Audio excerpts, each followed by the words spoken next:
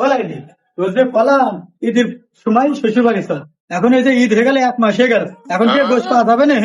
আরে তুমি টেনশন করো না, বাপ আছে ফ্রিজে গোস্ত করে রেখে দিয়েছে তোমার জন্য। তুমি চলো। তুই বারে বারে তো সেই একই কথাকে প্রতিদিন নিয়ে যাস, কে আমি গোশ পাই না, গোশের হার পাই শুধু। হ্যাঁ চলো, যাবা তো?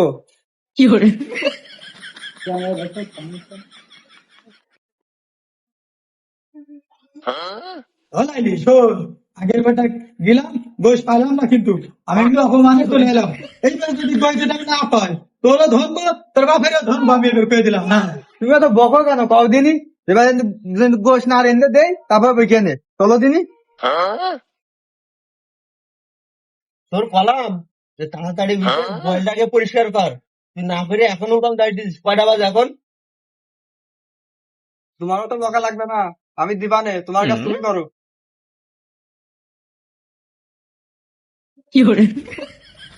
ও মা, মা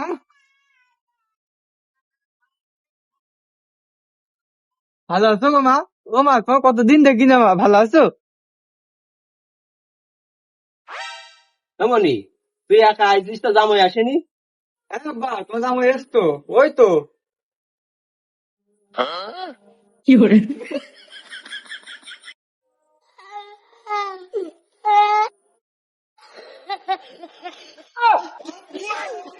ও জামাইটা পড়ে গেল তো। ওটো ওটো ওটো বাপু, ওটো ওটো। তুই চোখি দেখো না বাপু।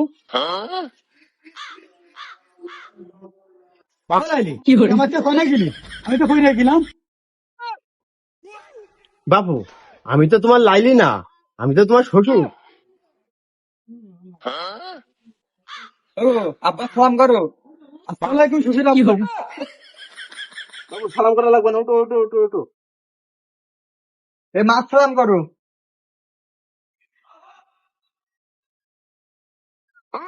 আসসালামু আলাইকুম শ্বশুর আব্বা, ভালো আছেন? কানা স্বামী নিয়ে তো মলা আমি। ওটো ওটো, আমি তো সাউরি নাম তো বল লাইলি। লাইনি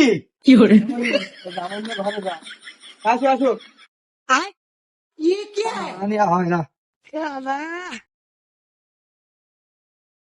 लेकिन ये साला कर क्या रहा है यहाँ पे? बैगन ও লাইনি তোর আমি কলাম না, लेकिन ये साला জাপার कर গরু क्या গোশ रहा है কিনে আসছি, টাকা দিতে মানে পেটের মধ্যে খিদে গুরুম গুরুম খাচ্ছে। ওরে শালা কানা জামাই, আমি তোমার লাইলি না, আমি তোমার শ্বশুর। আর তোমার গরু গোশ আমি আনতে যাচ্ছি। এই কানা জামাই নিয়ে যে মলাম, যাও যাও যাও, ঘরের ভিতরে যাও। না, এই কানা জামাই ধরলে আর বাড়ি ঘরে থাকা হবে না। আগে বাজারটা ফিরে নাসি, তারপর যাওয়াই হবে না। গরুর গোশটা বিরাট সুন্দর আছে, আর শাড়ি খুব গরুর গোশটা রাঁধতে পারে। বলাইনি আব্বাই যে গরু বেঁচে নেস না, যে 50 টাকা বেশি বিছনার তলে রয়েছে, ওই টাকাটা কিন্তু আসা চুরি করে নেবানি। ওগো আমি তোমার লাইলি না, আমি তোমার সাউরি। শ্বশুর কতবার করে কলাম যে বাথরুমটা পাকা করো পাকা করো, এখনো দেখো সে ছোট দিয়ে বানায় রেখে দিয়েছে। আহা গো, বাথরুমের মধ্যে কৃষ্ণ তাদা তাদা গরু বসে সেন করতে গো। উম, এই নতুন করিস তো বাথরুম, এদের মানে গরু বসে সেন করতে পারে। তো বিটিটার কইছি যে আমার খিদে লেগেছে, কয়টা ভাত দে। রান্নাঘরে মানে ভাত থেকে গেছে। শালার জামাই আর জায়গা পাইনি, এই রান্নাঘরে যে পায়খানা ফেসছে। শালা জামাইয়ের কিছু না আছে।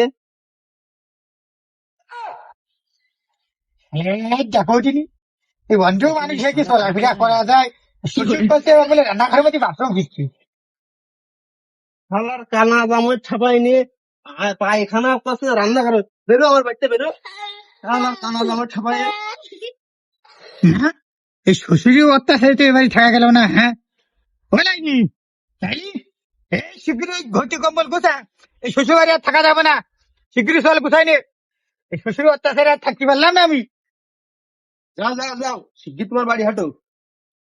বলাইনি আমি আর এই বাড়ি থাকতে পারছি রে, আমার এই শ্বশুর যে অত্যাচার কাছে আমি আর এই বাড়ি থাকবো না এক মুহূর্তে। শীঘ্রই আমি বাড়ি চলো, শীঘ্রই চলো এসো। ধর বাবু, তোমার লাইলি না আমি, আমি তোমার সাউরি।